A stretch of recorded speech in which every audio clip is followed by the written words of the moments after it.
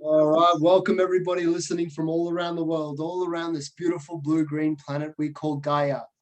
Welcome everybody listening here in Australia, this beautiful country of ours. Welcome to the Mystic Drop, where each week we try and journey down the road less traveled by, as the great Robert Frost once poetically put. I'm your host, Roberto Roya. Joining me today is Bradley Stone. Bradley is a Byron Bay based singer, songwriter, guitarist, and musician. His first debut single, Lover, reached #1 on the Triple J Unearthed and stayed at the top for 2 months. He has played to a crowd of 4,000 people at Sydney Opera House with a sound that is reminiscent of the late American singer, songwriter, and guitarist Jeff Buckley. Bradley Stone is known for his soulful indie pop music. I'd like to give a very warm welcome to Bradley. How you going, brother? I'm really well, man. Thank you. Thanks for having me. Oh man, it's such a pleasure. I've been following your music for a while, and it's a beautiful thing, man. It hits the soul a lot. So thank you for joining us and being here today. Before we get started, we always got a mystic drop incantation that we like to share with our first time guests. So it goes like this. We are two cosmic spiritual beings sitting around the campfire, two drops of light from the Great Spirit. We start with a salute, and now let our magic flow. All right, brother. So the first time I came across your music, I was staying in Byron Bay, and we went out for dinner one night, and I was walking the streets, and there was this little side alley, and I could hear this beautiful electric guitar just going off, and I think the song was "Lover, You Should Have Come Over" by Jeff Buckley, and I was falling in love with the sounds of your guitar and music straight away when I first discovered you. So when did you first? Let's go back to the beginning. When did you first fall in love with music? It's actually one of my earliest memories. I remember being, I think it was like 4 or 5 years old, and just playing piano, just mucking around on the piano and figuring out like a third, like a harmony of, two notes together, and then kind of just playing that around, and then from there it just progressed. My parents tried to put me into to have music lessons to learn how to read music and do it the normal way, but I just couldn't process music like that. I didn't see any point to it. I was like, what? I don't understand. So my journey has just been from a very young age playing music by ear and just by emotion and feeling. So That's so cool. I've just started learning guitar this year. I've always wanted to. I used to play piano back in the day, but yes, guitar is something that I've always fallen in love with. I'm just starting off with the acoustic guitar, and then eventually I want to get to electric. So how did you? So you just done it? You just taught yourself, did you? The guitar. So no, I started piano, taught myself piano. Yeah. And then when I started guitar, I got lessons for about a year at school, which was really good. I didn't have any clue about what the guitar was or how it worked.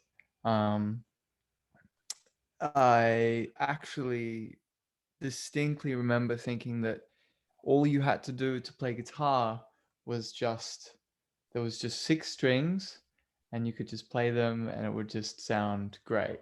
Yeah. And my first lesson, I realized that was not the case, that there was 6 strings and I don't know how many, options and frets that there was to create different chords. So that was a shock for me when I first realized that. This was when I was like 10 or something like that. I had no idea what was going on. And yeah, but it was about a year a year of hard work sticking to it before I finally started to be able to actually play something. And then, yeah. So stick with it, man. It's Yeah. awesome that you're learning this. Cool. Yeah, I'm doing once a week with a teacher here on the Gold Yep. Coast. And yeah, there's so many times there. I don't know if you've gone through that, but so many times there where I've just wanting to let it go and just be a music lover instead of a musician. No, But I'm sticking to it, and we'll see where it leads. yeah, bro, stick with it. That's the only thing that you can do. The guitar, I feel like, has the longest sort of introductory time. I mean, I Yeah, haven't played violin or any of these other kinds of um, instruments, but yeah, stick with it, man. You'll get it, and once you're feeling it and you're in flow, nothing will stop you. yeah. And I even remember like starting. The teacher said to me, he was like, "So what do you want here? Do you want to just learn songs, or what do you want out of this?" And I said, "No, I want to go straight from the bass, straight from the roots, and Right. learn the guitar, the ins and outs of it completely." So yeah, I'm gonna stick to it and Beautiful. keep that magic flowing. I just wanted to say another really good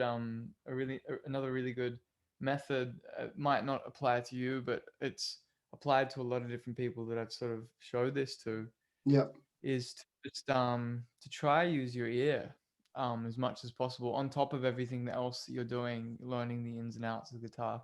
yeah, Try to use your ear to to listen to what you're playing and to listen to whether or not you like it. yeah, So you can you can play a simple chord and you can take one finger off. I'll give you an example just quickly. yeah, Um, you can play a simple chord like, for instance, like C or something like that. I don't know if this is in tune.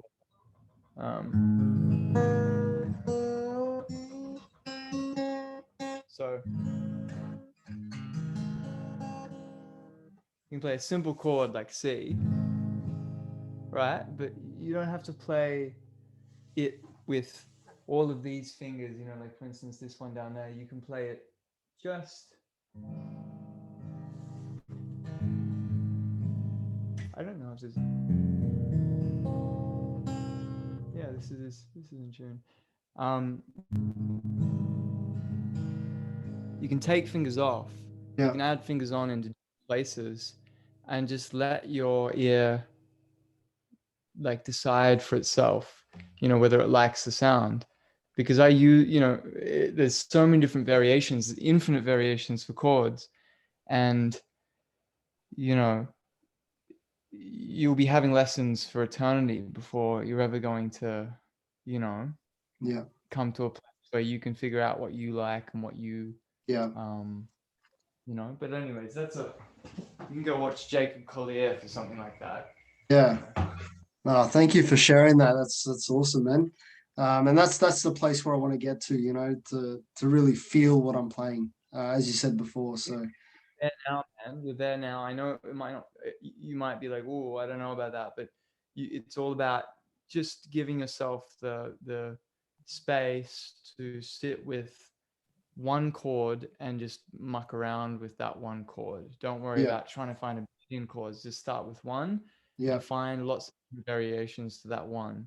yeah, You know, yeah. really fun thing to do. But Yeah, beautiful. And anyway, anyone listening that's a beginner or wants to learn guitar, yeah, that's some beautiful advice there.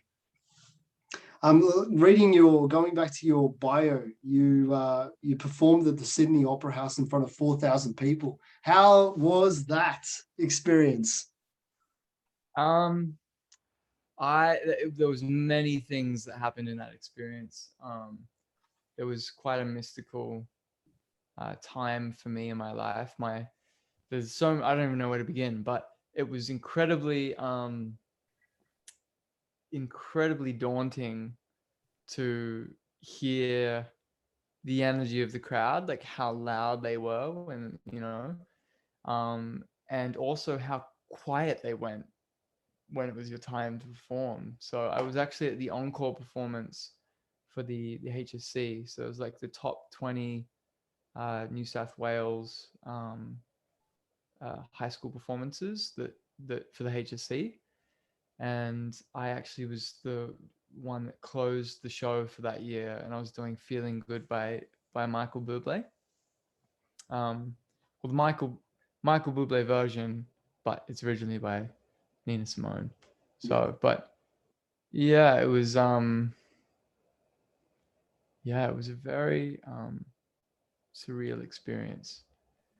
I thought I was going to pass out on stage mid-song. I was that Is that the nervous. biggest But crowd anyway, you've ever performed in front of?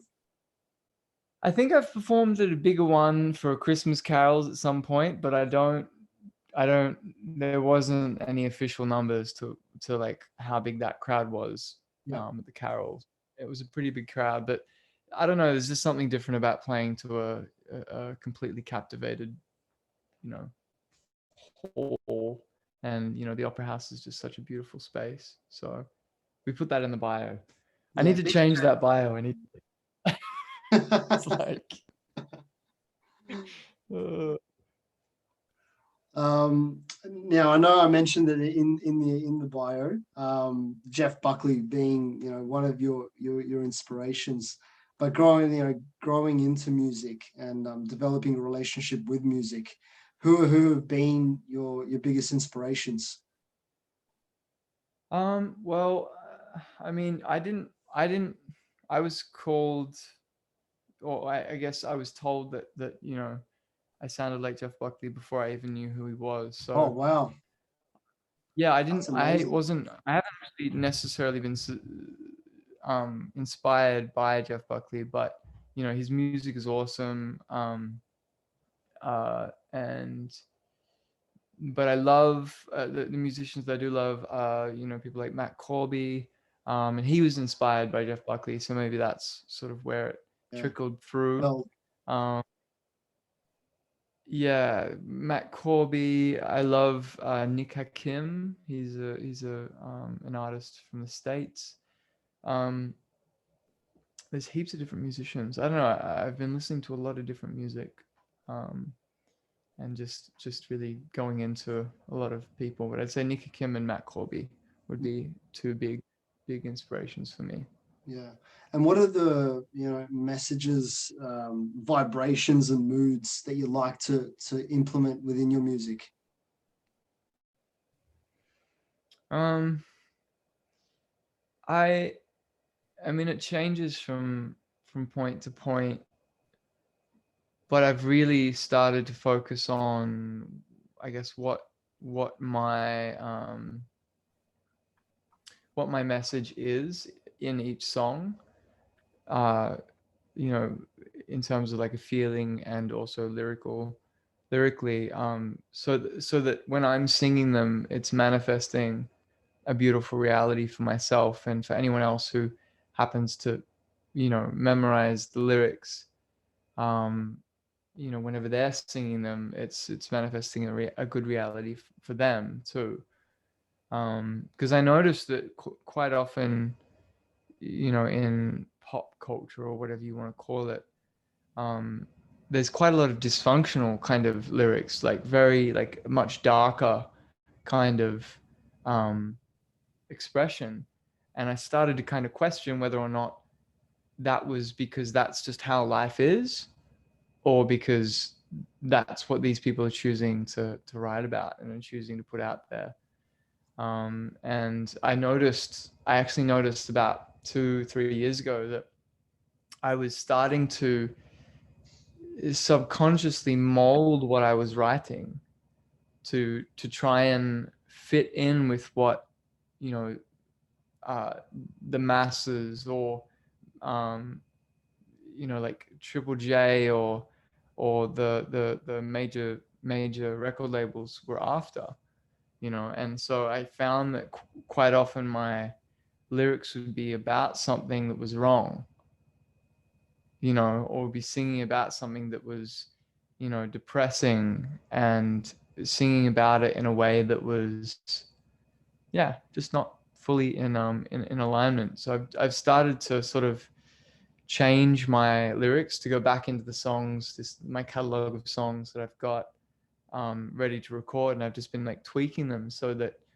on an energetic level, it's manifests more beauty and more love without being cheesy and corny, and That's the big struggle with composing lyrics for music, or even just writing poetry in general, trying to get that so it's not cheesy and it hasn't been said before, trying to say it in a new and fresh way. Yeah, or if you do make it cheesy, just like let everyone know that it's fully meant to be cheesy.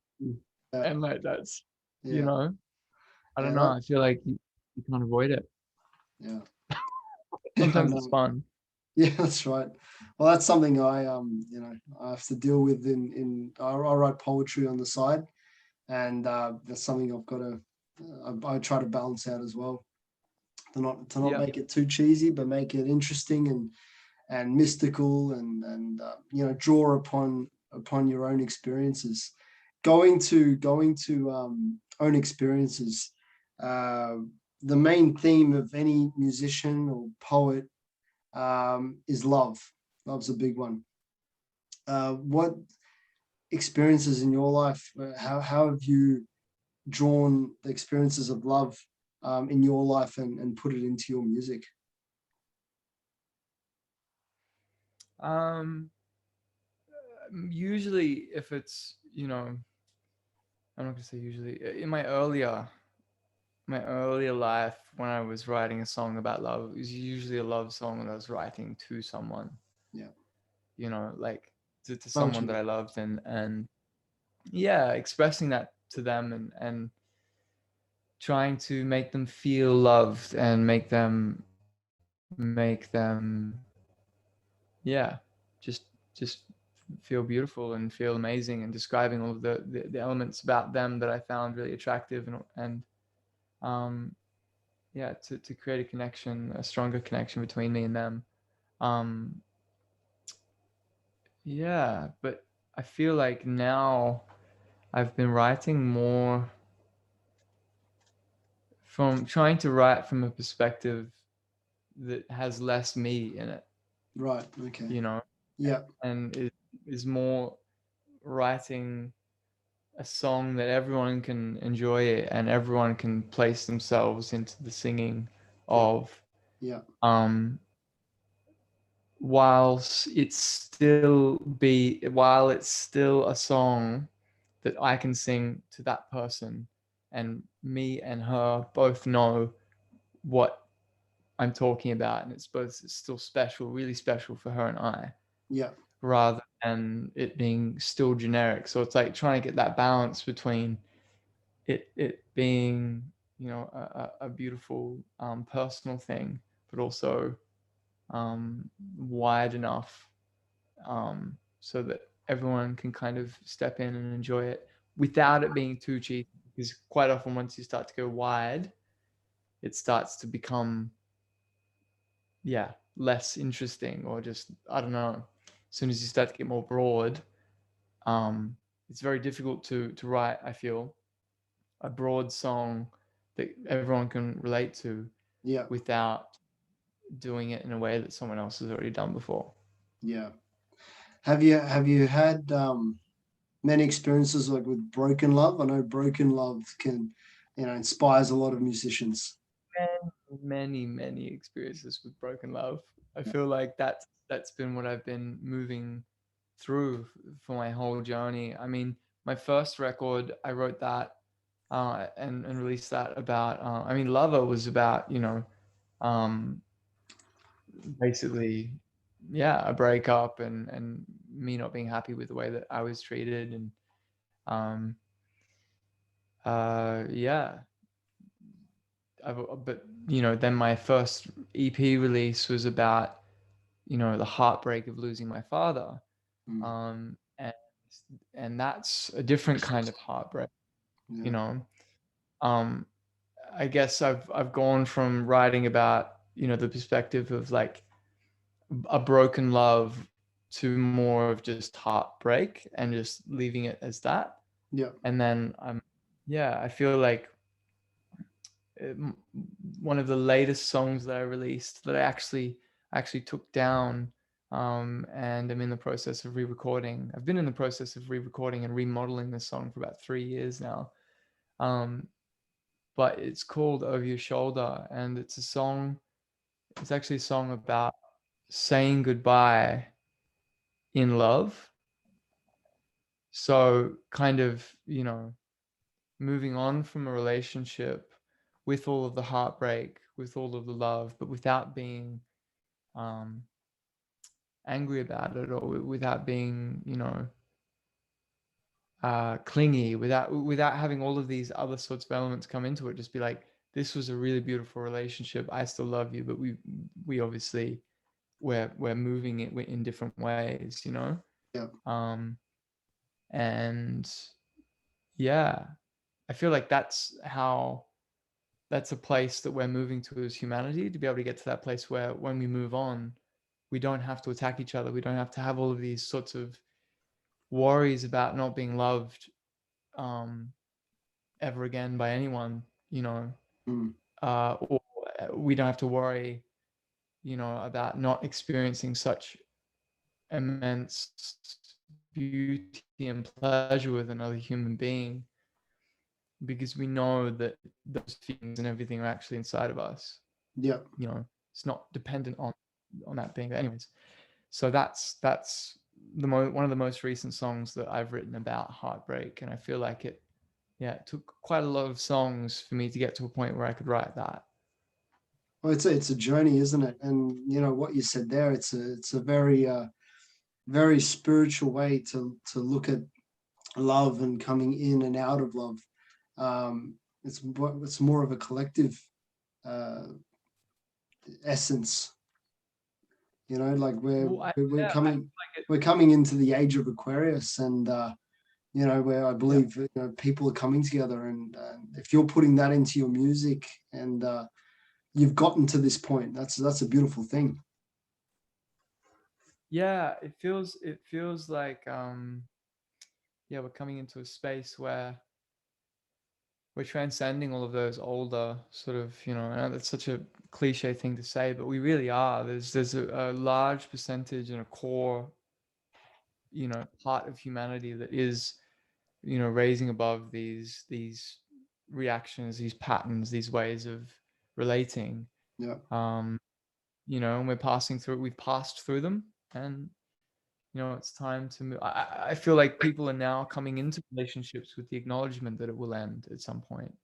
Yeah. Not that we haven't done that before, but really honoring that with both beings, and um, whether it's death, whether it's um, parting ways, whatever it is. But yeah, yeah, That's interesting. Before you were saying that you lost your father. My old man died 7 years ago as well. So I understand exactly, what you've been through. Were you close with him?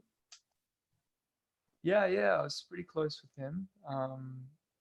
I was actually, got to spend the last few years of his life, quite close to him and getting to know him again, Yeah. because my parents had sort of, had a rough relationship, ended up splitting up, and I didn't get to, properly see him as him, because he always had, my mother and my father always had this um, conflict that was going on, and so I never got to see either of them in a light that was just them. So I got to see him come into his peace and his happiness, and it was, yeah, it profoundly changed me, and yeah, it's made me realize that death is a really important element of life that we actually have to integrate into our day-to-day lives and honor, to be Yes. able to be loving, to actually be able to love. We actually have to realize what death is, and that death, yeah, that it, it when you see someone on their deathbed, when someone knows that they're dying, they get honest real quick, Oh, you 100%. know, Yeah. and they start to live in more of a heart-centered space.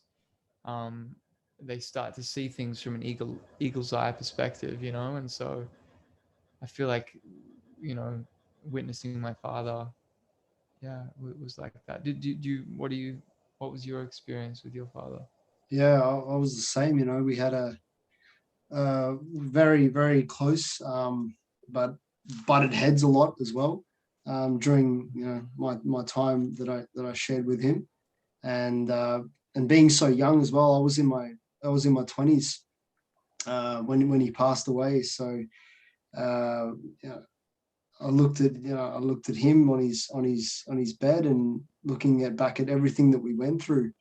And it just comes down to a moment. You know, this is what this life's about. It's just one little moment that we have, and we go back home, you know, and to be reunited again. But yeah, even after he left, there was so many little signs that he was still there. He was still there, and will always be there, no matter what. And one day when I go home, we'll be reunited again, and I hold that in my heart. Yeah, beautiful. Yeah. So sticking on the subject of love, what is the meaning of love to you? Um,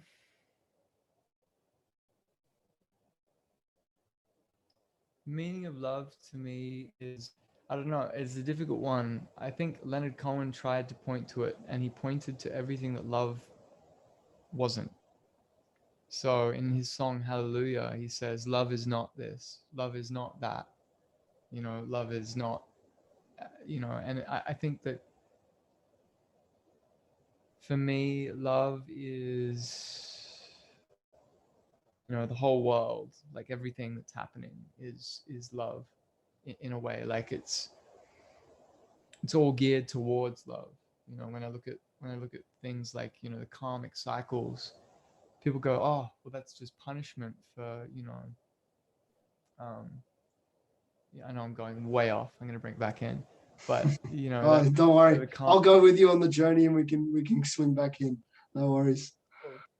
the karmic journeys of people's lives, and how people have to kind of almost repay, you know, um, the energy that they sent off in a direction that wasn't in alignment with love. They have to actually repay that until it is in alignment with love, and is in a space that's in alignment with nature and the universe and the world. And until you do that, you can't progress. You can't have peace. You know, like it's the universe itself, the very fabric of reality seems to be geared towards love, and doesn't budge. It doesn't let anyone get away with anything unless it's based in truth and love. And um, yeah, it's for me. I see it like, the ultimate guide for whether or not. Wait, can you hear that? Yeah, it sounds like waves. Okay, the washing machine's on, it's shaking the wall. Maybe I should turn. Wait, it doesn't matter. The Yeah, I feel like love is, you know, there's the romantic side. There's so many different layers and elements that you can look at love from, and you can say that, you know. So for me, where I'm at right now is it's like love is everything, but we feel it most when things get hard. You know, when things get hard, and and you expect there to be some kind of um I don't know, breaking point, but it's more of a breakthrough. Like it's more of a, it's, yeah. I don't really know how to describe it properly. It's a thing of growth, and a thing of uh, magic. 1 + 1 = 3. That's what love is for me. It's kind of like this element of that. There's something. It's not Ma- tangible. it's not tangible, you know. It's love is kind of like it's It's like magic. God, it's spirit. Yeah, it's magic. It It's is magic. magic. Yeah. But no, not magic, not in the sense of like a magic trick. Magic in the sense no, of real magic, the magic yeah, that swings your soul in yeah. in beauty. It feels like it's the hidden laws of the universe, and the energy that those laws are written in is made up of love. Yeah, I don't know, yeah, no, it's I'm kind feeling of you, and it's something that yeah, that again we feel it on a deep level, but we can't seem to grasp it or even put it in a dictionary. yeah. But it's good to try. It's Yes. definitely good. What I'm finding here with this conversation, not only are you a musician, but I can sense that you're a philosopher and a deep mystic as well. Thanks, brother. You too. Yeah, this is awesome. Loving it. Could you just come a little bit closer to the mic? It's just fading out a little bit. Yeah. As this. Yeah, that's better, brother. That's better. I know during COVID, everything that's been going on, the music industry, performative arts, it's taken a huge hit. How has it affected you and your life as a musician? Um, for me, it's massive. It's been such a huge hit, financially and spiritually and emotionally. It's been such a massive, yeah, just on so many different dimensions. I mean, I was already on a journey that was, I was already on a journey spiritually in which I was prepared, um, to take hits financially. Like I was already on a journey where I was, pulling music down, canceling things to realign myself. Yeah, And I'm thankful that I was already on that journey when this hit, because I was already relinquishing control. I was already kind of, rewriting songs. Um, I was already going to take some time off from touring and to just, do some soul searching. So in that way, I have been blessed. Um, and I haven't really, felt the need to jump on, any kind of, campaigns like vaccination or anything like that, where I'm asking other people to be vaccinated so I can go back to work. I don't have, I've been lucky that I've been in a space where I haven't felt the urge to try and change things or move things like that. yeah. Um, yeah, but it's definitely, sort of made me go, ooh, where am I getting my inspiration? Where am I getting my motivation from? What am I visualizing? Like, am I visualizing touring around the world? Is this why I'm writing this song? Am I writing this song right now so I can play it on tour going around the world, or am I writing this song for me right now, and for me and my relations around me? Um, and so in that way, COVID has been. Well, I don't even want to say COVID anymore, because it's not really COVID. The lockdowns Mm, have been yeah, for that, and they've been really good in giving me a perspective of the world, a much I feel a much clearer, more realistic perspective of the world. yeah. Uh, so yeah, I don't know. There's so many different so many different parts to that question. I know, following you on Instagram, you've got some pretty strong views on with everything that's going on with the lockdowns and the government stepping in and taking some draconian draconian stepping in and taking some draconian rules, to us Australians, and not just here in Australia, but around the world. What we've seen in the last 2 years. What are your thoughts on everything, Um, especially I on mean, freedom being ripped away slowly, slowly? yeah. Well, I mean, I go back to 2001. I go back to 9/11. and I kind of just look at that and I go, what happened there? Mm. You know, what implementations, what changes do we see coming in after that event? You know, the big event. Yeah. Um, and you know, what changes did we see? We saw all of a sudden, you know, a hatred and a persecution of, you know, certain religious beliefs, but not even religious beliefs, like, you know, just nationalities in general. You know, the countries um, that were occupied by, you know, American forces. Um, there was so many people that were killed in that war. So many innocent children, women, children, innocent men that were you know bombed, um, that were caught in the crossfire um, of the American soldiers and the individuals from that country trying to defend their own country.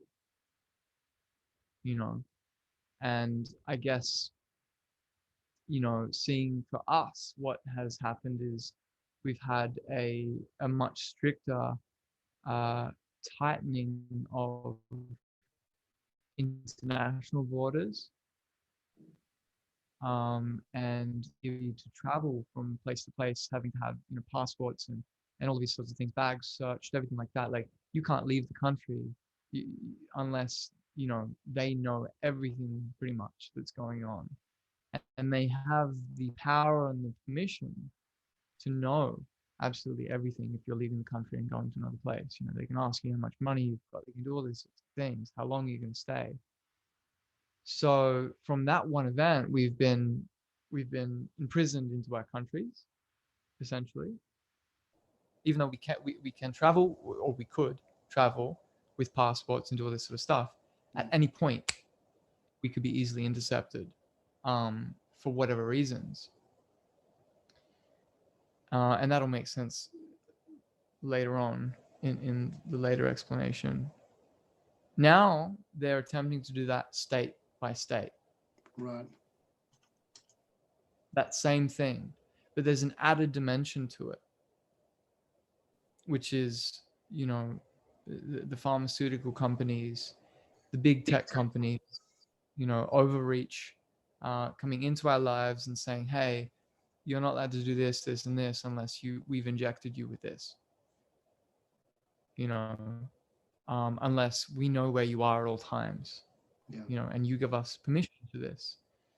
And it's a very difficult situation because they are looking for consent, because they know they have to have consent, but they're also uh, trying to rally society to coerce the consent, Yes. That's it. you know, and so, you know, and so really at the end of the day, for these individuals, you know, they think that they're getting away with it karmically, but really they're not.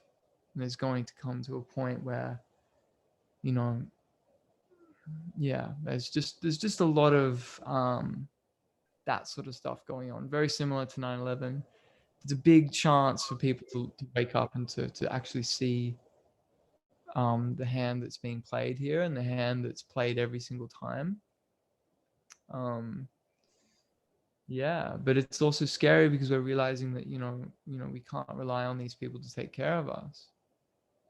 You know, we actually have to rely on ourselves and those around us, which is the way it's always been, you know. But yeah, we're coming up to a bunch of crises at the moment that are sort of this whole stop and shut down has actually been really good to allow us to stop and reflect, to be able to, come up with some solutions um, for these issues. Yeah, there's a lot more going on, but there's no real point going into every single bit of it because we'll be here for like 12 hours or something. The whole night.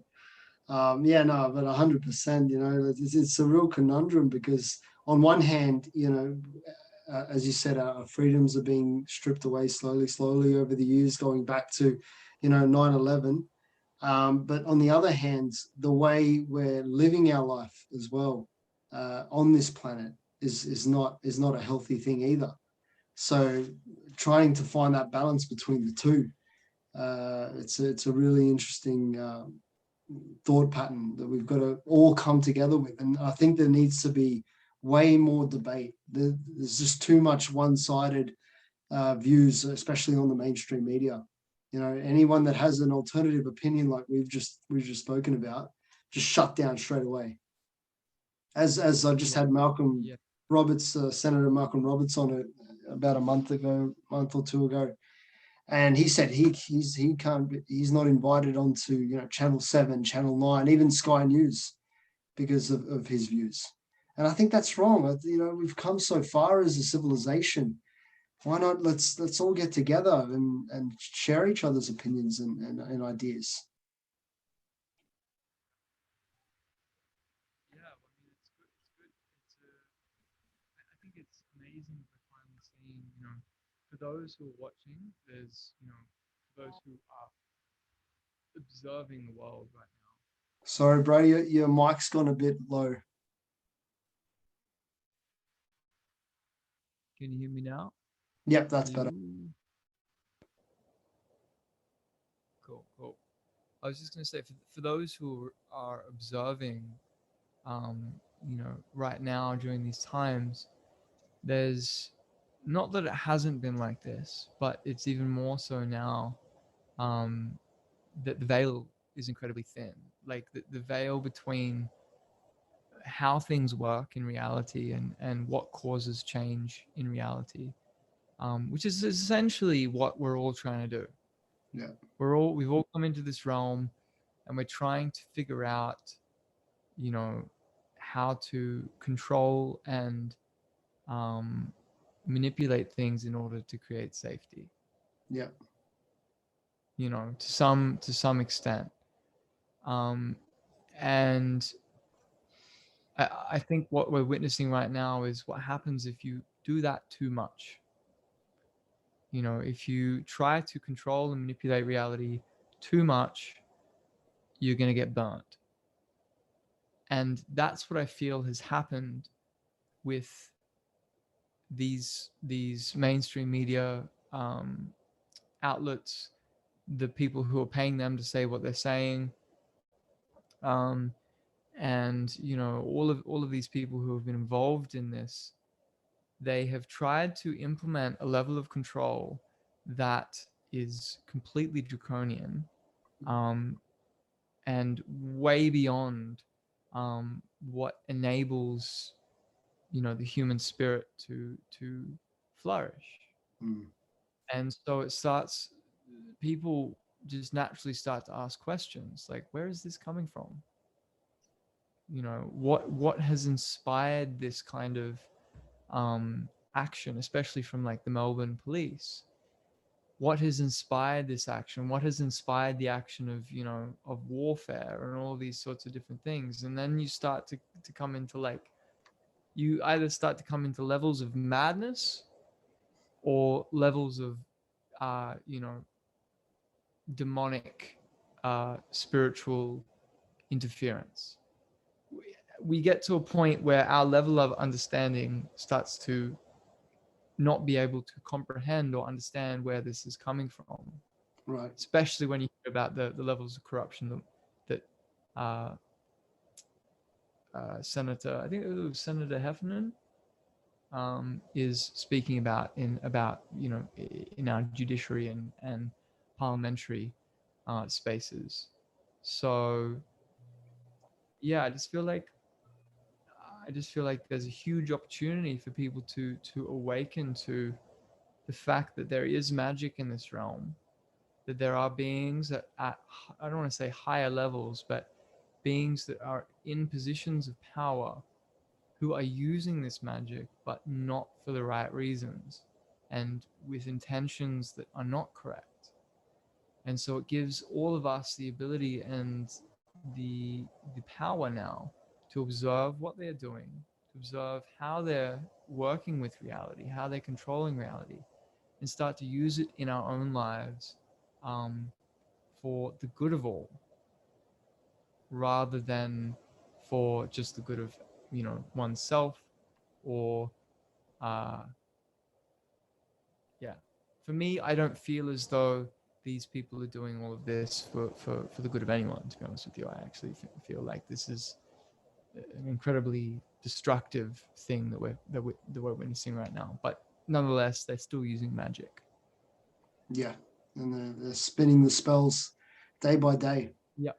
What sort of world would you like to see once we come out through this, and the light just completely overshadows the shadows, and we get to that beautiful place where I know in my heart that we're going to get to one day?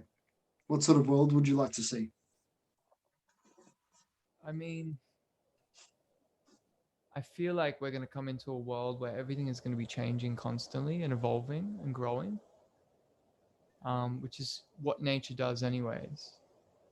But it'll come into a point where it'll be stable, kind of like a giant sequoia forest. Like, there's giant forests over in California, where you've got these massive trees, and they're just strong, huge, peaceful giants. Yeah, That's what happens if you let nature do its thing yeah, over, and not just let it do its thing, but also work with it, because these forests were also tended to by the Native Americans. yeah, So I really feel like it's possible for us to come into a place of peace and clarity, on this planet, where we're working with nature. In other words, we're listening to nature, we're observing nature, like the bees and the way that they work, and the way that they fly, for instance, and the way that they um, do everything, really.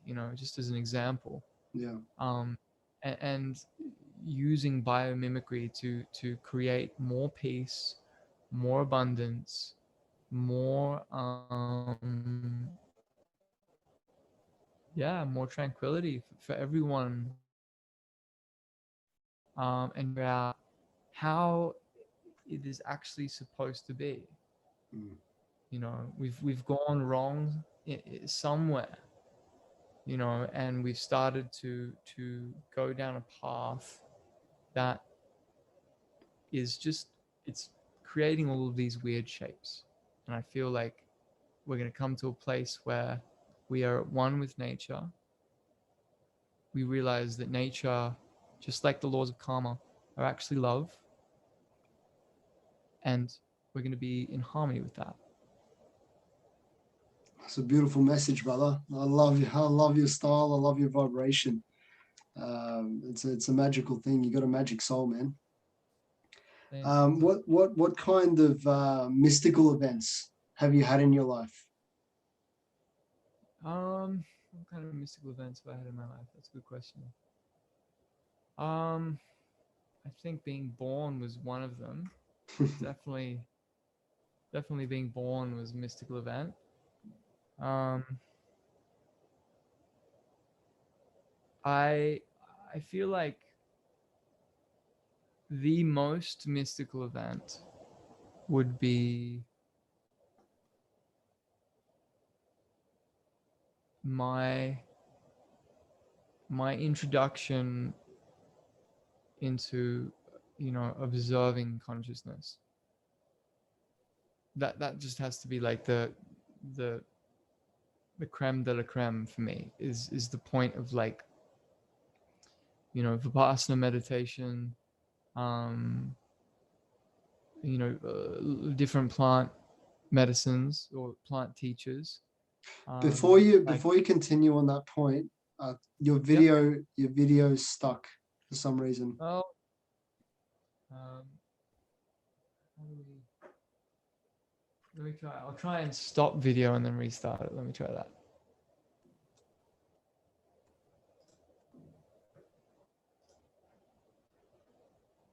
How's that? There he is. Beautiful. Thanks for that. So yeah, you were just speaking about meditation and plant energies. Yeah, plant teachers are incredibly powerful. I mean, definitely need to be approached with lots of respect and yeah, lots of respect. But I feel like, you know, realizing that there are these beings or these energies that you know, in a few years ago I would have just looked at as things. You know, I would have looked at a cactus, or I would have looked at a plant as a thing, just like a desk, you know, or a microphone. It's like there was nothing to it, you know. But after, you know, having a few different experiences with these different plants, um, both in a ceremonial but also in a just a flow of life manner, they have taught me so many things and expanded my depth of perspective in so many different ways. And that expansion is what I call beauty. That expansion and the realization that you know, the whole hill is like a microbiome of you know, mycelium that's Yep. communicating with each other, and you know, all of these sorts of things. Just that one realization is such a massive realization to have, that all of a sudden it gets rid of the idea that we're in a hostile environment, that nature is a hostile environment. It's not a hostile environment. Yeah. This is why we build cities. It's why it's literally what's causing us all of the destruction that we're witnessing, all of the problems, is that Because we we moved think that away we, from nature. yeah, because we're scared of it. Yeah. That's Exactly. the justification, is that it's hostile, that it's dangerous, it's all of these sorts of things. Not saying that you know, if you eat a poisonous mushroom, or if you eat, you know, a poisonous plant, you're not going to die. Of course not. Mm. But the very fabric of nature, of reality, is geared towards love, and it is incredibly intelligent. Yeah. You know, if we think that we are more, um, you know, if we think that we are more intelligent than nature, or that we're more intelligent than the universe itself, you didn't come here on your own. You didn't come into this realm. It just happened, Yeah. you know. That then, you know, there may be some other sort of processes that are involved before we come into this realm, but we are at the mercy of the realm, Yeah. That's right. you know, and that doesn't change. And knowing that we can communicate with the universe, with the fabric of reality, with God, Gaia, however you want to relate with this spirit, this energy, it responds like that, Yep. you know. And that's where prayer and all these different sorts of things come into it. um and so I guess for me, that's what has been the biggest mystical experience for me, is just the solidification, the expansion of this feeling, you know, the deepening of the feeling of synchronicities, the deepening of the feeling of meaning, of all of this sort of stuff, more and more gradually building up momentum, building up strength in my knowing and my feeling that I am held by the universe, Yep. you know, through evidence, you know, like through paying attention and watching the universe provide Yep. the um yeah, the reassurance that om sever, everything is holy, you know, all is holy. Yeah. Yeah. When I first started, delving into the spiritual realms and everything, and going deep into it, I've always said that for us human beings to evolve, we need to devolve. We need to go back to nature and find that balance between what we've created with technology, but use it in harmony with nature.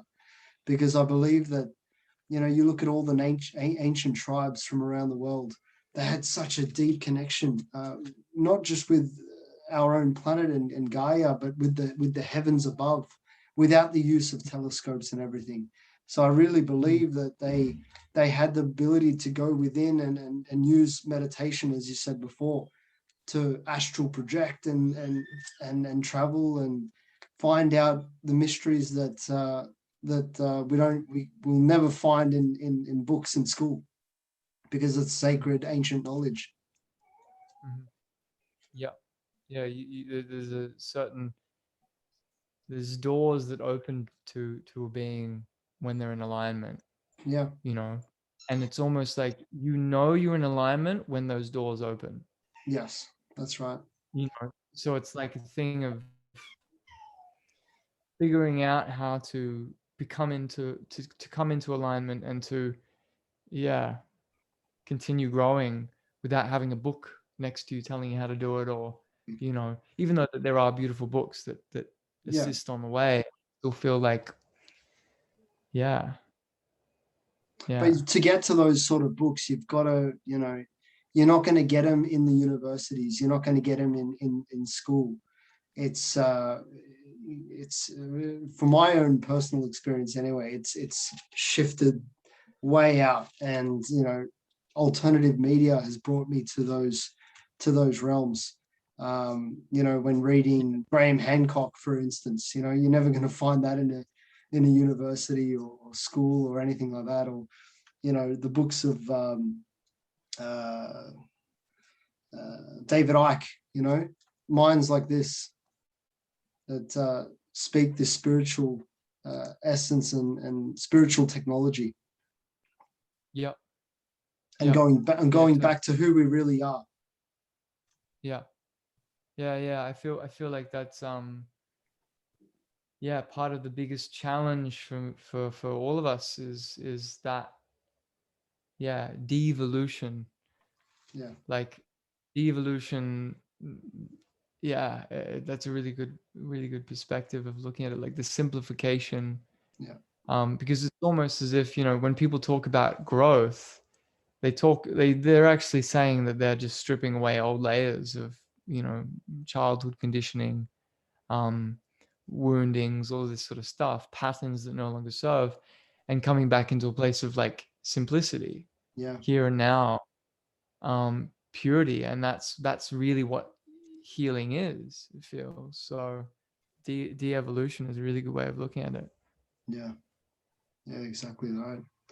And I think there are a lot more people waking up to all this, and I'm finding way back in the day, I could count on two hands of the people that I could have a conversation like this with. But now I'm finding that there are a lot more people waking up, and I think that again it goes back to those energies that are coming into the earth and helping humanity to go from that third dimension thinking to the fifth and higher. Yeah. So I think it also has something to do with the sun. This is gonna sound crazy, not to you, but maybe some people that listen to this, is that I think our consciousness has a direct correlation and relationship with the sun and the energy that's being released from the sun. And the sun has cyclical patterns, like these major and minor events that happen, like solar flares and coronal ejections, that affect our consciousness. Because when you think about it, all of the animate objects on this planet, all of the animate beings, everything that is alive because of sunlight. Alive because of the heat, the light, the energy. I mean, maybe it's not the same for some deep sea creatures that are surviving off of the heat that's being released by our own star, the Earth. or our own object that we're happen to be standing on in space. But when, if all of the food that we eat, if all of the everything that every single thing that is alive on the surface of the planet of the Earth, everything that's moving, it's there and powered by the sun. So when the sun goes through, a period of time where it expands and starts to release more energy, when the crust or the surface of the sun starts to break open and parts, more energy is released, or Yeah. as it starts to solidify, and it does this in a cyclical cycle. Our consciousness is affected here on Earth. It has to be, and so technology itself is affected by these,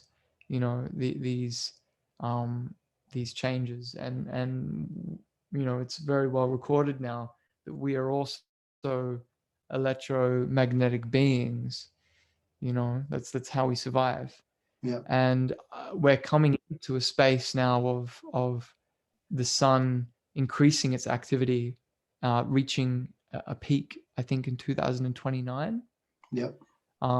And the people who are operating these, the New World Order, Agenda 21 sort of things, they plan these events in coordination with these increases and decreases of the cycles. Right.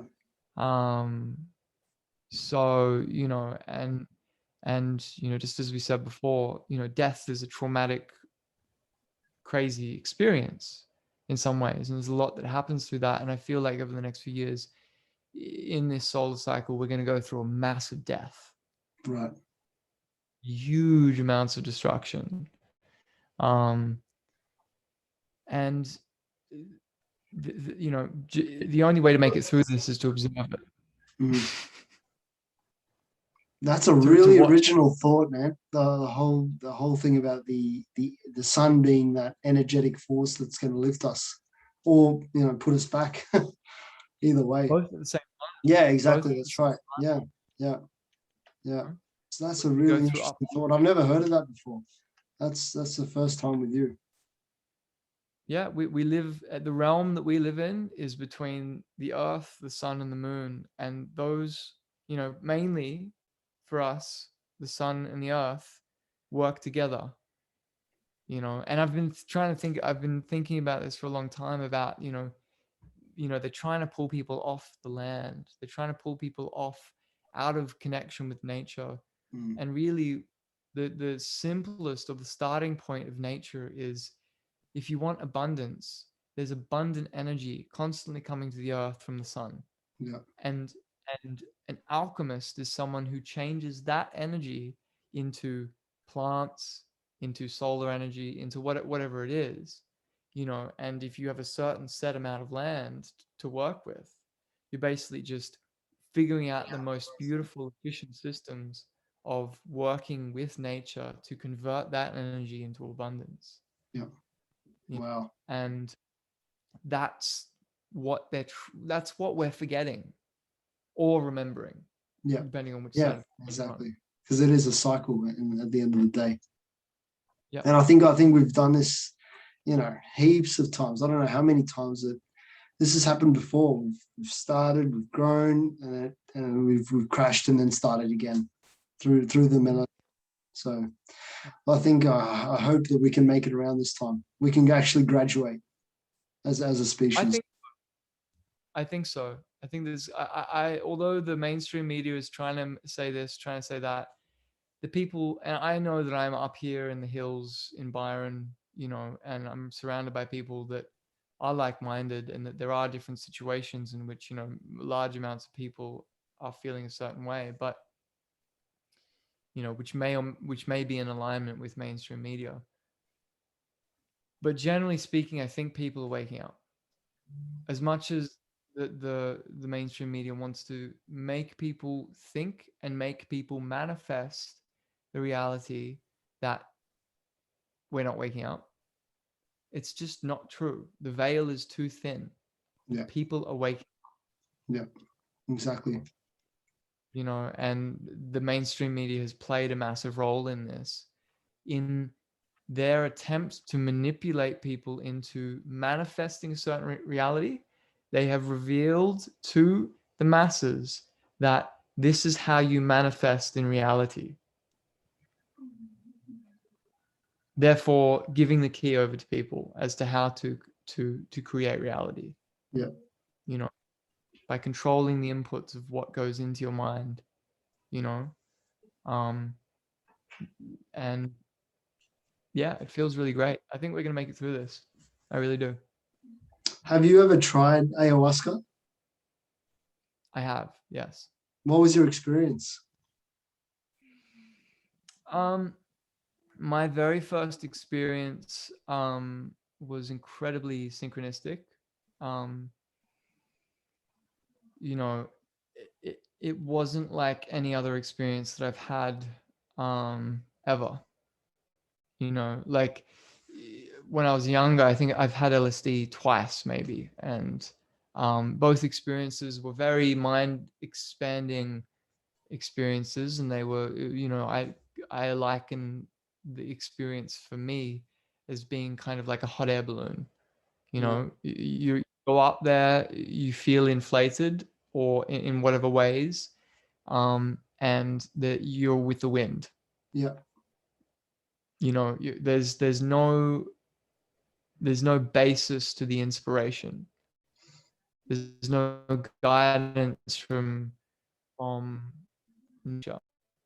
Yet with, say mushrooms, it'll sit you down and it'll be like, hey, this is, what this part of your life right here isn't in alignment Yeah.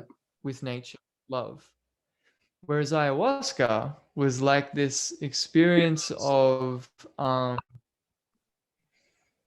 it wasn't just, it didn't feel like it was just the plant that was working, or the plants that were working with me. It felt like the stars were working with me. Oh, It felt like the earth was working with me. wow. It felt there was another level of integration that happened in that experience. And the reason why I say that it felt like the stars were working with me was because the first time that I sat with ayahuasca in a ceremonial situation, it was a Scorpio full moon, which is my star sign. It was 3 years to the day exactly of my father's passing. And I was sitting in the seat of someone who couldn't make it to that ceremony, in a teepee, around a fire.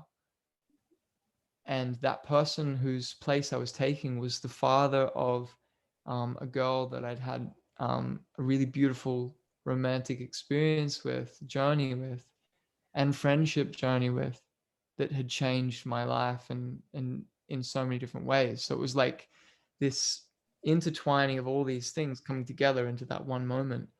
And so yeah, that's what my experience with ayahuasca was like. Wow. That's beautiful, man. I love that. I haven't tried it myself, but one day, yeah. Yeah, no, I haven't. I Sorry. haven't. Yeah, I haven't tried it myself, but yeah, definitely one day I want to go to South America and be fully aligned in a ceremonial setting with the Yep. shaman, and prepare myself as well, because I know you have to a whole month, no alcohol, no booze, no cigarettes, just clean the body and take me on a journey. Yeah, man. Yeah, it'll be very beautiful for you, brother. Can't wait. Can't wait. Did you do it in Australia, or was it overseas? Yeah. I did it in Australia. Yep. I, prior to that, I've been watching, videos about, I had heard about it and I was actually quite scared of it. Yeah, You know, there is a it was lot of that. quite, yeah, which is fair enough, Yes. because Yeah. it's, fear can be equated with respect, in a lot of ways. Um, but yeah, I just, yeah, it was in Australia, and it was for me, it was incredibly beautiful. I really want to go over to South America and experience it over there. And I know some people who have done that. I've connected with some people, and it is a next level. It's a the next echelon Yeah. of learning. Yeah. And take a lot of integrating afterwards. A lot of integrating. And I think the hardest part about that journey, about going over to South America and experiencing what you experience, is that when you come back to Australia, there's no reference points. There's no one that is able to actually help you ground that experience, except for, say, the fire. I know that's going to sound like a crazy thing, but I know of these people who have come back from South America, and all they can do when they need help is sit by the fire, Yeah. under the stars outside for a whole night. And that gives them their guidance. But they find it very difficult to speak with people because the people they're speaking with have no reference, have Yeah. no idea what they're talking about, Yeah. So yeah, it'll be a very strong journey for you, brother. Mm. Is your lineage from South America, or? So I've got on my dad's side Italian, but they originated from Spain, so very Yep. European. But spiritually, I've always had a connection to the native tribes of the world, South America and the Americas in general, the Native Americans as well. So when I found out about ayahuasca, it's something that I've always wanted to do, but again, a little bit scared as well, because you've got to come back to reality, and I don't know, maybe something in me fears that I'll just gone. You'll be fine. You'll be fine. But it definitely does change a lot. Yeah. Yeah. It definitely does change a lot. And I mean, really, realistically, that's the best reason to go into these experiences, is to change a lot. Yeah. But when it actually happens, it can be a shock. Yeah, that's right. You'll be fine. Yeah. Oh, that's what it's all about. Feel the fear, as Hunter S. Thompson says, feel the fear and do it anyway. Yeah. Yeah. Yeah. What are your dreams and ambitions moving forward? My dreams and ambitions moving forward are to continue on the path that I'm on. To my dream is to travel the world, with my partner, and I actually haven't announced this publicly, but I'm just going to do it here anyways. We're having a child. Oh, So, congratulations, brother. Huge congrats. Thanks, bro. Yeah, that's awesome. When did you find out? About 4.5 months ago. Oh, About wow. 4.5 months ago. She's being a about father, my little girl's just turned 6 months, 6 months beautiful. old. So it's such a beautiful experience, and I'm really happy for you. You're on a beautiful journey. You're about to start a beautiful journey in your life. Yeah, I mean, I feel like ayahuasca was a big journey, but having a child is like on a whole other dimension. Yeah. Yeah. Just to wake up in the morning and there's a life there sleeping next to you that you have to take care of and nurture, and give abundance of love to, which comes naturally. I know you're going to be a good dad. You're going to be a very good dad. Thanks, brother. Thank you. Yeah. I'm so excited for you, man. That's awesome. Do you know if it's you're going to keep it a surprise, or if it's a boy or girl? I was leaning towards that, but Rosie wants to find out. So we're having the scan in about 3 days. So we're gonna find out whether it's boy or girl. Are you going to do like a baby gender reveal party or something like that? I don't know. But everyone at like in my circles, they're placing bets and giving their opinion about what they feel it is, but Yeah, I don't know if we'll do. I don't know if we'll do a baby, like a gender reveal, but there's definitely people have their opinion about what they feel. It's a good thing to feel into. It's a funny thing to like. Yeah, I'm trying to feel into myself. I'm like, what? Like, is there any kind of sort of connection that I can, feel coming from this being? the energy coming out. Yeah, yeah, Yeah, just kind of feeling into that. But I feel like we've had too many back and forths between boy and girl to be able to be yeah, like, I have no idea what it's gonna be. yeah, Um, so maybe we will do a gender reveal, maybe we'll figure something out. But everyone will definitely know before it's born, I think. yeah. Yeah, that's cool, man. Yeah. I remember, for me, when I was, even a teenager, I always knew that I was going to have a little girl. It was going to be my first child, little girl. Just always had that. And sure enough, we had Lana. And Yeah, beautiful. very, very blessed. Very, very blessed. Why And did you you call her look back Lana? at your, sorry. So, no, you go. Yeah. It's just, you look back at your life and all the experiences that you've gone through, that a person goes through. When you have your first child, it's just, this is why I'm here. It's just so simple. Yeah, yeah. I mean that sounds like an incredibly psychedelic experience in itself. Yes, It 100%. sounds like.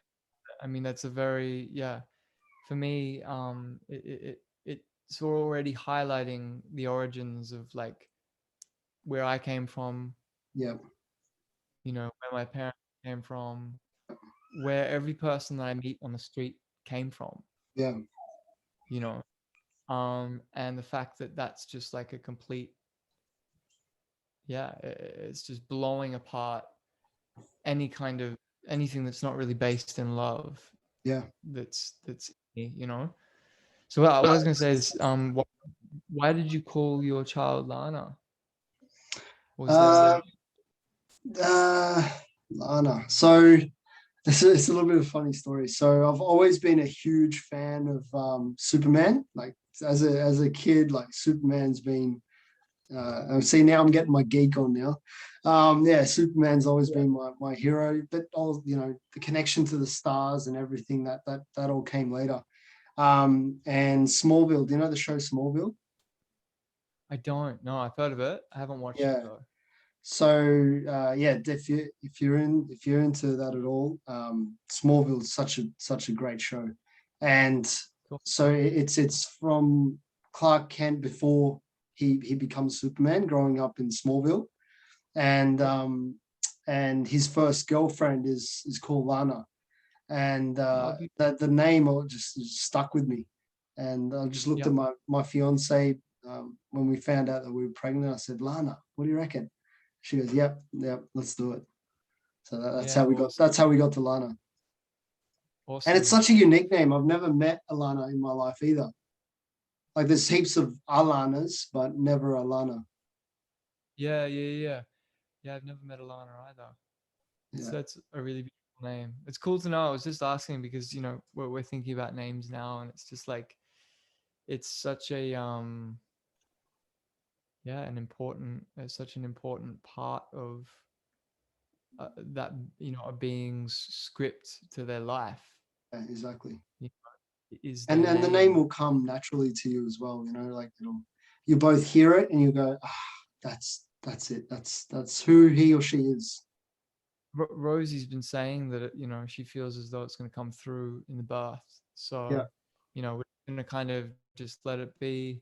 yeah, We don't even feel as though we have to give the child a name straight away, but yeah, yeah, it just like whenever it comes through. um but yeah, awesome. Thanks for that. Thank you for the kind words. yeah. No, not a problem. Yeah, Where traveling traveling the world with family, making music, Yes, getting love to it. experience new things, that's my dream. Well, hopefully we can get past all this and you can fulfill all that with your family. Yeah, hopefully we can recognize natural immunity as a as That's an important point. That's a very as important. maybe what was it, like a year and a half ago there was such thing as natural immunity. Now it's disappeared. It hasn't disappeared. it's 100% still here. It's in my body. It's in yours. Exactly. You know. Exactly. So yeah, hopefully. Very, very important point. Hashtag natural immunity.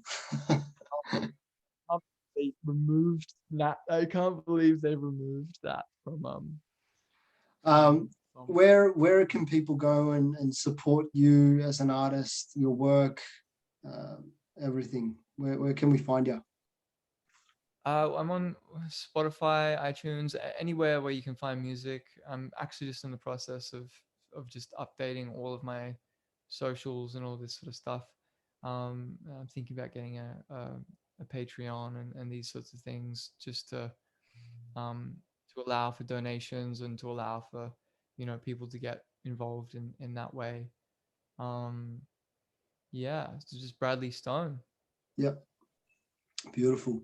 And I understand you've been working on some new music in your downtime, you know, before you're about to become a father and during lockdowns. Would you be willing to share some of that with us today? Sure. I'm just gonna grab my other guitar. This is actually my partner's guitar. Bought it for her as a gift.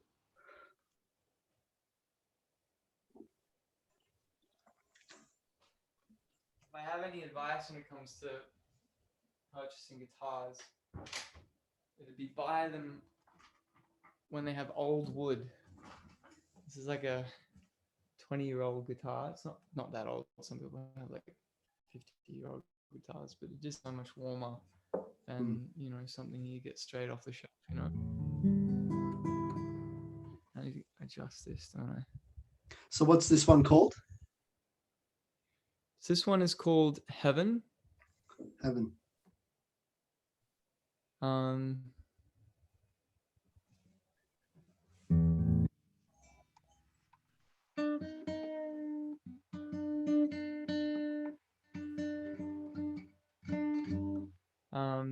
Yeah, I've been writing this one for probably about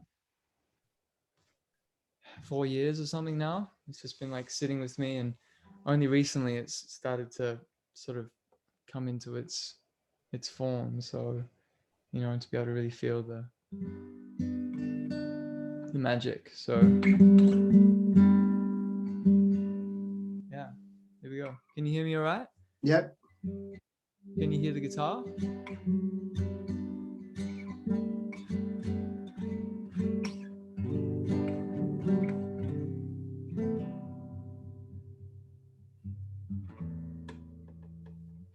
Right.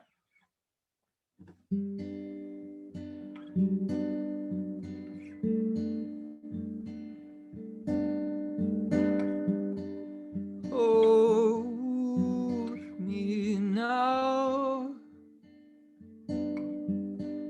Let's both drown. It's warmer here, so hold tight, my dear.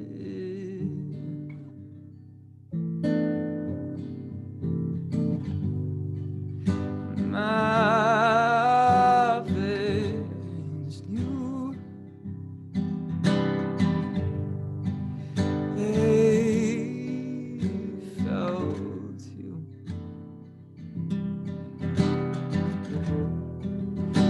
Your sweet touch, oh, never too much. Eyes so deep, so blue, like the ocean. Oh, heaven, oh, heaven. Lips of lime and soda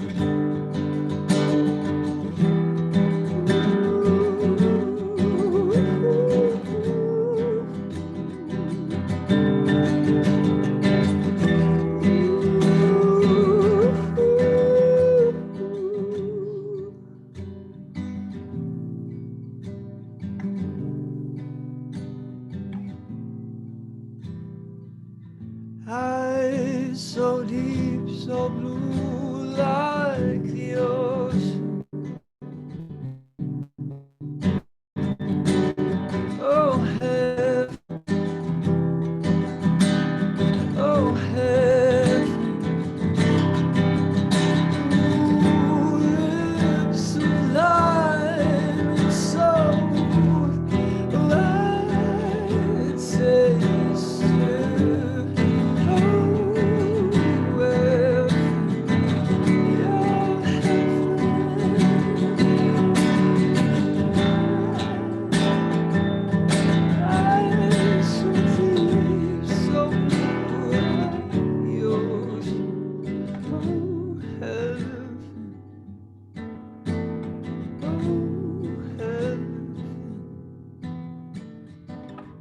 Lips of lime and soul, oh, I taste you. Oh, heaven, oh, heaven, your heaven, your heaven.